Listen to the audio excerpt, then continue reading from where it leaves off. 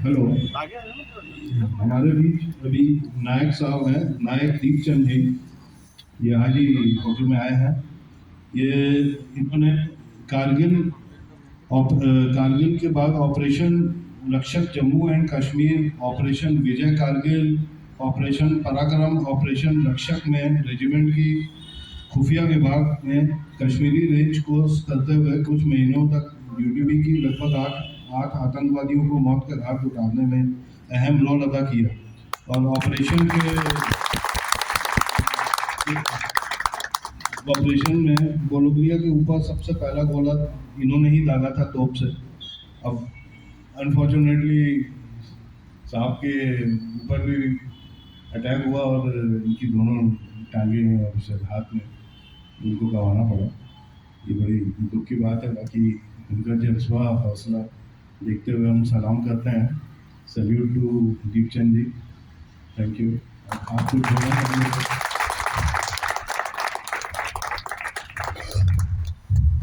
भारत माता की जय। सबसे पहले तो इस मातृभूमि को नमन करते हुए आज यहाँ छत्तीसगढ़ की धरती को भी नमन करते हैं। और यहाँ पर एक कहावत है कि भाई छत्तीसगढ़िया सबले बढ़िया। तो आप सबको बहुत बहुत धन्यवाद। आज रिपब्लिक डे है, पूरे देश के अंदर हर्षोल्लास से मनाया जाता है और होना भी चाहिए, क्योंकि एक देश की संस्कृति है। आज ही के दिन हम लोगों को संविधान मिला था और आज हम उन महान आत्मा को भी याद करते हैं जिन्होंने देश के लिए बहुत कुर्बानियाँ दी। भीमराव बाबा साहब अम्बेडकर जी का भी नमन करते हैं जिन्होंने अपना संविधान लिखा, जिस संविधान के कारण हम लोग आज पूरा अपना जीवन व्यतीत कर रहे हैं। हमारा देश उसके कारण चल रहा है। मैं यहाँ पर बात बताना चाहता हूँ। आप लोग, मैं ये नहीं बोलूँगा सबके अंदर देशभक्ति है, मगर देशभक्ति कभी कभी दिन याद आती है हमारे को। हम लोग हमेशा देशभक्ति कर सकते हैं किसी भी कार्य के अंदर, अगर उसी को मन लगा के करें तो। जैसे उदाहरण के तौर पर हमने जितने भी महापुरुषों लोगों को नहीं देखा है, चाहे वो सुभाष चंद्र बोस हो, मेरे तो आइकॉन थे सुभाष चंद्र बोस। उनकी फोटो को देख करके मैंने भारतीय सेना को ज्वाइनिंग किया था। मेरे खानदान में कोई भी सैनिक नहीं था। मैं 6 भाई बहनों में सबसे बड़ा था और 4 क्लास में था तब मैंने नेताजी सुभाष चंद्र बोस की फोटो को देखा और उसके जो नीचे लिखे हुए थे सेंटेंस, तुम मुझे खून दो मैं तुम्हें आज़ादी दूंगा, बस वो सेंटेंस पढ़ करके और वो फोटो को देख करके मैंने भारतीय सेना को ज्वाइनिंग किया। मैं ऐसे बोल दूं आपको कि मेरा परिवार फ्रीडम फाइटर था। हमारे मतलब पुश्ती नहीं भी कोई भी नहीं था, पहला ही व्यक्ति हूँ जिसने मैंने भारतीय सेना में ज्वाइनिंग किया। मगर मुझे देख करके मेरे चाचा ताऊ के बच्चे भी और मेरे गांव के भी कम से कम 20 बच्चे सडनली मुझे देख करके फौज में भर्ती हुए। ये मेरे लिए बहुत प्राउड की बात है। मैं आप लोगों का टाइम ज़्यादा नहीं लूँगा, सबको काम है, मगर मैं शॉर्टकट में बताता हूँ कि 3 पराक्रम में मैंने भाग लिया है। सबसे पहले ऑपरेशन रक्षक जम्मू एंड कश्मीर में, जिसमें मैं खुफिया विभाग में भी रहा, कश्मीरी लैंग्वेज कोर्स किया। तो हमारे कोर्स करने बाद में जो हमारे रेजिमेंट का खुफिया विभाग का सीओ साहब ने हमको वहाँ सेलेक्ट कर दिया। उसी कश्मीरी वेशभूषा में मैं रहता था, दाढ़ी बना करके, और प्याज मेरा नाम होता था। 2 आदमी थे हम लोग, एक हमारे अशोक पाटिल सर थे, दोनों आदमी। तो लगभग 8 महीने तक हमने उसी वेशभूषा में नौकरी किया और 8 आतंकवादियों को लगभग मौत के घाट उतारने में अहम रोल अदा किया। उसके बाद में ऑपरेशन विजय कारगिल, आप गूगल पर मेरा नाम डालोगे नायक दीपचंद तो मेरी कहानी मिल जाएगी आप लोगों को यूट्यूब फेसबुक पे। ये हमारा सौभाग्य है कि आप लोगों ने इस काबिल समझा और हमारे को बुलाया। तो ऑपरेशन जो विजय कारगिल थी उसको हमको मौका मिला और कारगिल के अंदर जो सबसे पहली तोप का गोला कॉलोनी के ऊपर हिट हुआ था वो तोप मेरी थी, चार्ली 2। तो मेरे लिए और मेरे रेजिमेंट के लिए, मेरे रेजिमेंट का नाम है 1889 मिसाइल रेजिमेंट कारगिल। तो हम लोगों ने 10,000 गोले दुश्मन के ऊपर दागे थे, अपने आप में एक रिकॉर्ड है। काफ़ी कारगिल की लड़ाई जिसके अंदर आप देख सकते हो मेरा पूरा किस्सा, मगर मैं शॉर्टकट में बताता हूँ कि मेरा दोस्त मुकेश कुमार जब लास्ट टाइगर हिल की लड़ाई लड़ रहे थे तो मेरे इन्हीं हाथों में उन्होंने आखिरी सांस ली थी। एक भाई से बढ़ के हमने दोस्त को खो दिया था। हमारे 500 कुछ सैनिक चले गए। आपसे यही अनुरोध है कि अभी 25 साल हो जाएंगे, पूरे देश से सैनिक गए, मगर हम लोगों को किसी का नाम भी याद नहीं है। आज अपने चकाचौंध में हम लोग इतने गुम हो जाते हैं कि हम सोचते हैं देश की रक्षा या कोई और ही करता रहे, हम नहीं करें। तो थोड़ा मुंह ना मोड़े, क्योंकि ये देश हम सबका है और हम भी सैनिक भी आपके भाई बहन हैं। 12 गैलेंट्री वार्ड मेरी बटालियन को मिले थे, कारगिल लिखने का सौभाग्य मिला। उसके बाद जब पार्लियामेंट में अटैक हुआ, ऑपरेशन पराक्रम उसको बोलते हैं, तो हमारे रेजिमेंट राजस्थान बॉर्डर पर लगा दिया। वहाँ पर मेन लोकेशन जो सिकंदराबाद में जब हम आए, अनलोडिंग के दौरान मेरा हाथ उड़ गया था और पूरा पेट पाट फट गया था। 3 आदमी थे हम लोग, ब्लास्ट हो गया था बम। उसके बाद में हॉस्पिटल पहुँचाया गया 5% मेरे बचने की चांस थे और डॉक्टर ने बोल दिया रही जा डेथ। मगर मेरे शिव साहब ने बोला साहब प्लीज एक बार चेक करिए, ये लड़का बहुत होनहार है। तब डॉक्टर ने शिव साहब के बोलने चेक किया तो उन्होंने बोला सर अगर इसको आगे काट दी जाए तो इसको 5% है, बाकी भगवान भरोसे हैं। तो शिव साहब ने बोला कोई बात नहीं, 5% पर रिस्क लेंगे और मेरा ऑपरेशन शुरू हो गया।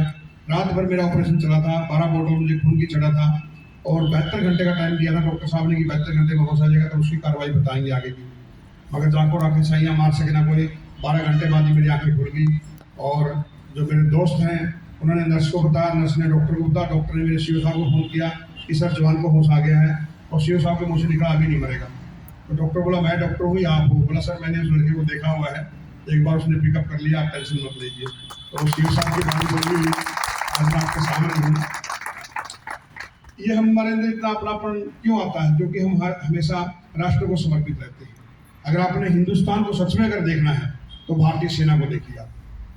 सच में अगर आपने क्यों बोल रहा हूँ, क्योंकि देखिए आप भिन्न भिन्न जाति, भिन्न भिन्न प्रांतवाद, क्षेत्रवाद, हर एक भाषा से आते हैं और आने के बाद में एक ही चीज जो आज अपने ऊपर है, राष्ट्र की आन बान और शान, उस तिरंगे के लिए नमन कर देते हैं।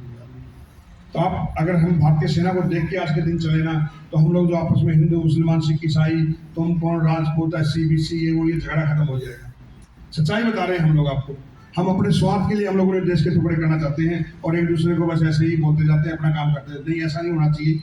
जैसे हम सैनिक लगा लो, हर आज भी भले हमारी कंडीशन हो मगर आज भी हर कदम इस राष्ट्र को समर्पित है।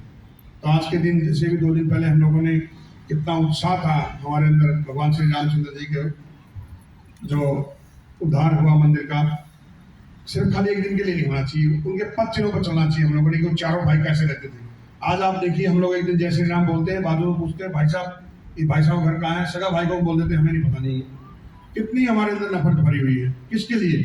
माफ करना सीखो। जीवन एक बार मिला दोस्तों, आप नहीं तो मुझे देख लो, कोई अगर भगवान को नहीं मानता है, स्वयं की इच्छा शक्ति जगाओ, अपने आप को कमजोर मत समझो। आज मैं जिससे भी मिलता हूँ मैं ये बोलता हूँ सर भले ही तन नहीं धन नहीं मगर मन की शक्ति है, आप बोलिए कहाँ पर आना है।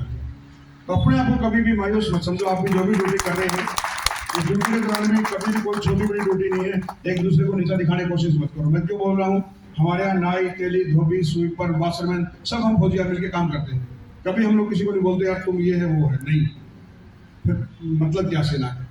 उसी तरह आप भी यहाँ पर भी एक भाई बंदी से अगर रहोगे तो होटल का भी नाम रहेगा और आप लोगों को एक मजा भी आएगा। मतलब एक दूसरे को धन्यवाद बोलो। सीनियर आदमी को ये बोलो चलो यार इसके कारण हमको काम मिला है, सीनियर ये बोले चलो भाई जूनियर आदमी हमारे नीचे ये काम करे तब इनके सारे बैठे खा रहे हैं। एक दूसरे को धन्यवाद दो आप, देखो फिर कितना उमंग आएगा। मतलब 5-7 मिनट लेट भी जाते हैं, जानबूझ के लेट मत हो भाई, क्योंकि काम ही कर्म है।